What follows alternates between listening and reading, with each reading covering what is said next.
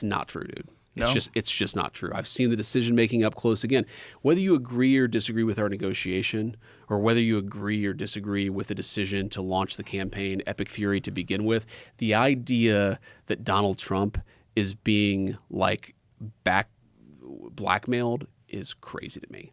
Today, I'm reacting to J.D. Vance talking about the Epstein files on Joe Rogan.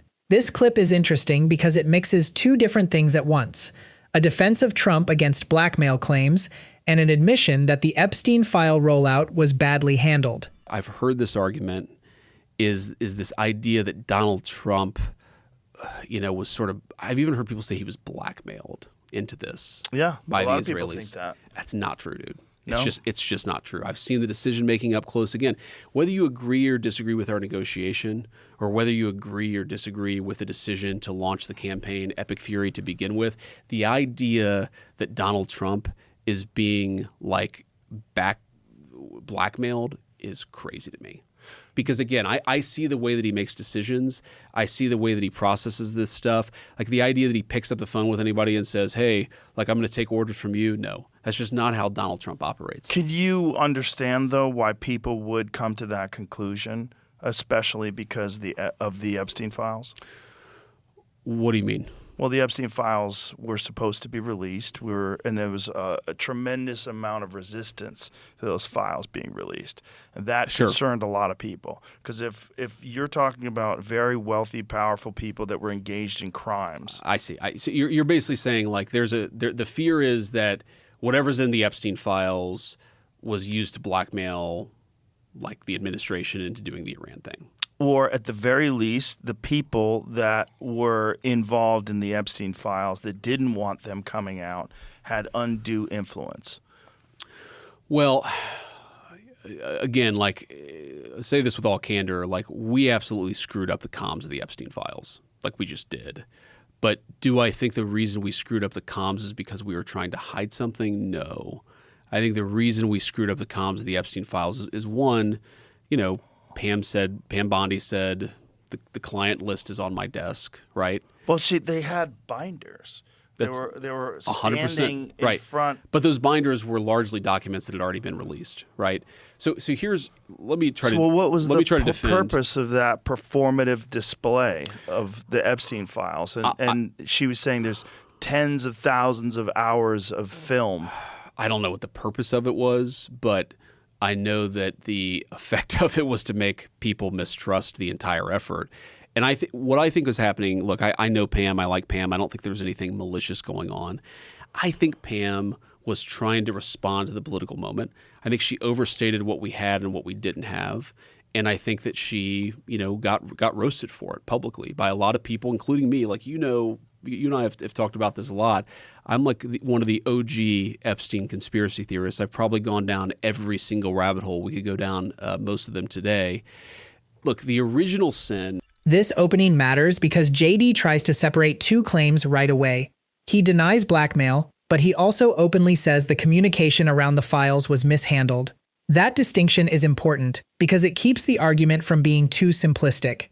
Look, the original sin of the Epstein investigation, and obviously I'm biased here, but it was not what Donald Trump and the administration did in 2025. It was, you have to go back to 2007, 2008. The original Alex Acosta investigation of Jeffrey Epstein, where he basically dropped the federal charges. I think Epstein ended up getting prosecuted on some sort of local thing. But the original warrant, you go to the original warrant back in 2008, what was he looking for? What was he allowed to look for? What were they collecting? It was not looking at a broader conspiracy. So that happens, okay? Epstein gets pinched. I think he goes to prison, or maybe this is when he was on house arrest. Mm-hmm. But like anything that existed from the 80s and 90s up to 2006, 2007, anything that existed that we didn't get back then was disappeared, right? So like when people say, has what you've seen on the inside make you think that that Epstein never blackmailed people or that Epstein never engaged in broader sex trafficking? No, absolutely not. What I have seen, and I've looked at most of the files, is that there just wasn't dispositive evidence. And if that dispositive evidence ever existed, it was probably destroyed after 2006, 2007. Now, like again, in our defense, yes, was there some bitching and moaning, and was there some back and forth? Yes, but we eventually collected 6 million documents as part of the effort. The president, people say the president was forced into releasing the documents. Like, again, the idea that Donald Trump could not have killed that legislation, especially with the United States Senate, is a joke. He absolutely could have killed it. What did he do? He actually said, nope, we're going to release these files. He thought, he was annoyed by the story. He was annoyed by the Democrats accusing him of doing things bad. By the way, like, do I think there is I've never seen a single piece of credible evidence that the President of the United States engaged in wrongdoing with minors, ever. So, like, when the president says the hoax, that's what he's talking about, is this democratic idea that he somehow was a pedophile. It's absurd. There's no evidence for it. Now, the Epstein law gets signed. We find 6 million documents. We find about 3 million of them are actually responsive, has something to do with the Epstein estate. We release all of them, with the exception of a few things that are like, the courts have said that we have to redact certain things or we can't release certain files. But like, we did release all these files. Did it take longer than it should have taken? Yes. But we did release these files. And again, the problem here is not like anything that's in the files or not in the files. The problem is, if you go back to the original investigation, it was designed in a way that was way too narrow.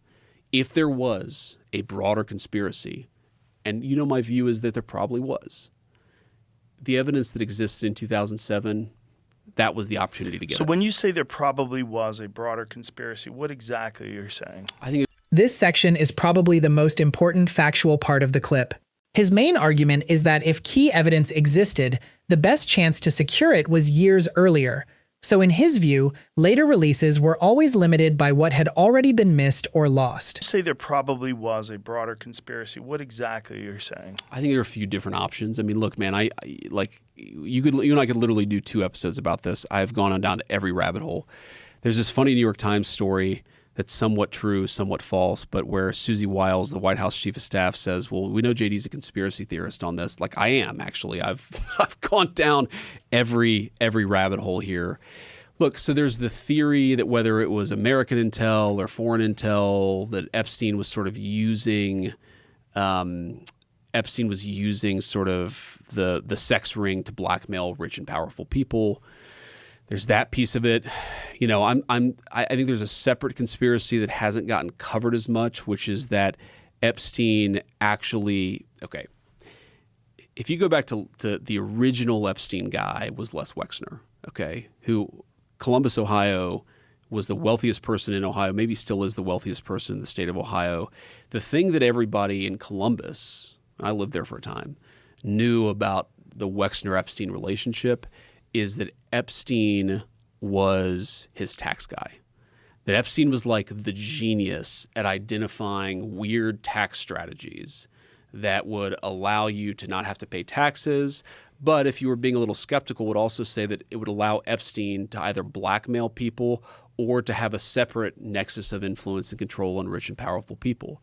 And so I think there's an underreported, underexplored story of was Epstein like doing a lot of tax stuff that was not on the up and up, and is that one way in which he gained blackmail? It's not opposite of the sexual blackmail story, but in some ways it's you could imagine both things being true.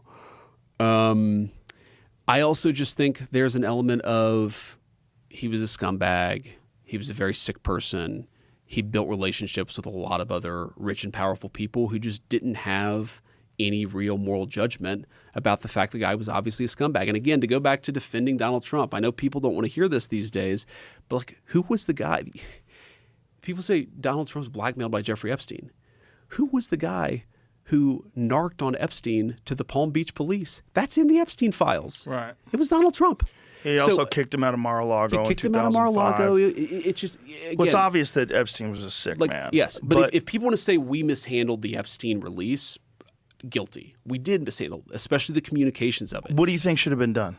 I think that we should have just dropped everything at the very beginning And like obviously it takes a little time to review the stuff, to find the stuff, to redact things where you have victims and so forth. But we should have just done it as quickly as possible. But some of the stuff that was redacted, some of the names that were redacted weren't victims.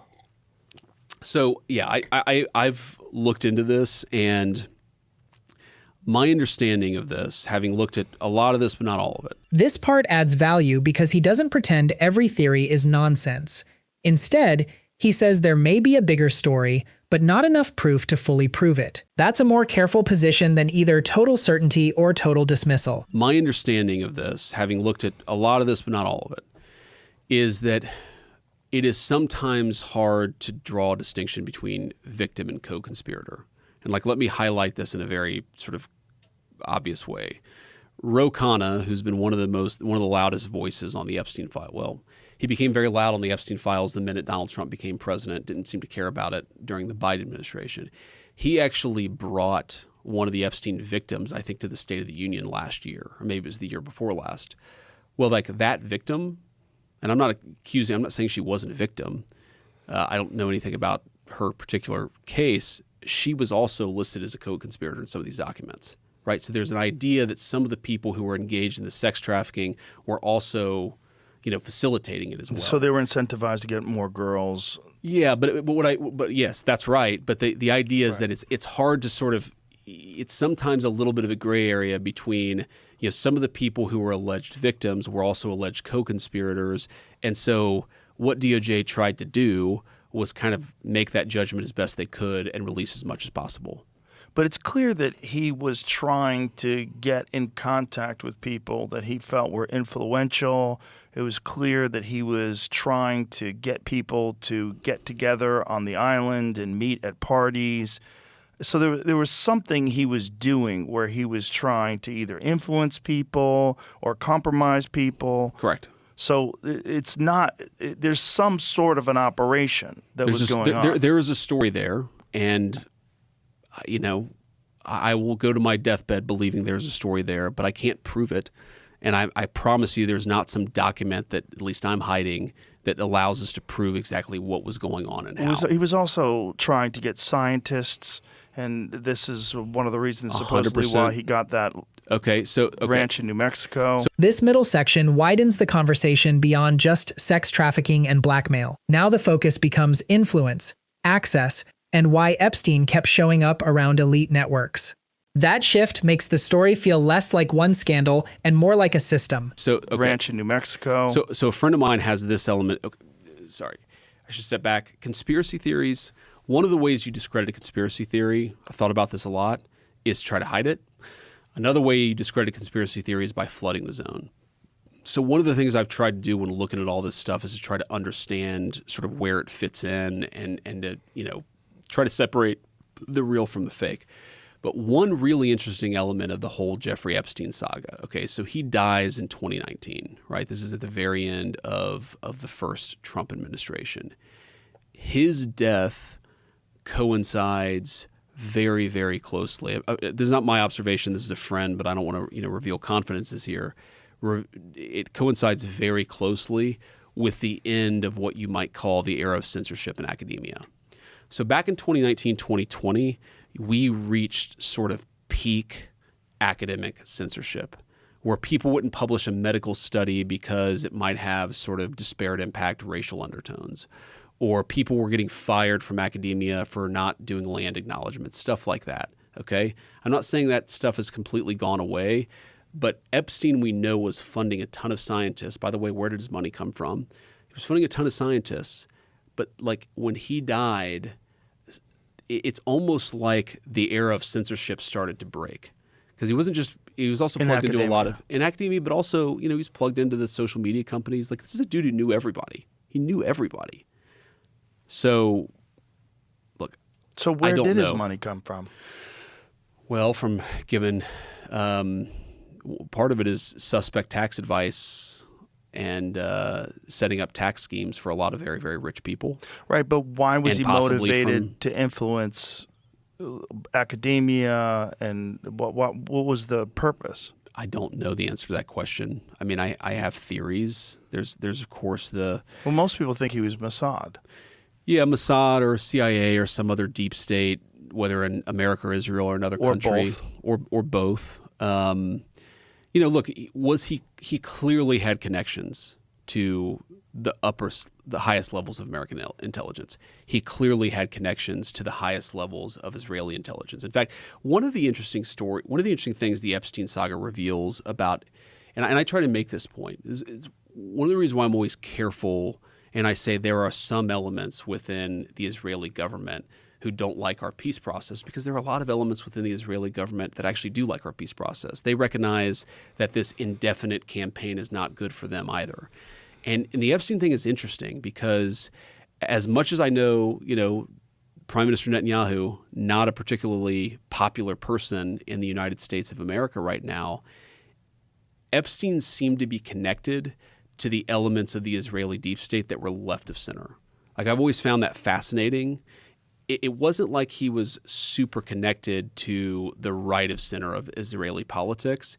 America, he was connected across the board. Like, he had Republican friends, he had Democratic friends.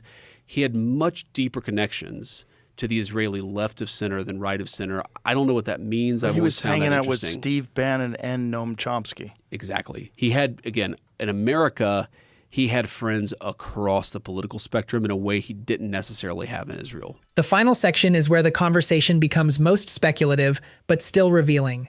JD's core point is that Epstein moved across powerful circles so widely that people still believe there's a deeper story. His position is basically, the suspicion is real, but the proof is incomplete. The biggest takeaway from this clip is not that every conspiracy claim is confirmed, but that poor handling creates more distrust. When officials overstate what they have and then underdeliver, people fill the gap with bigger theories.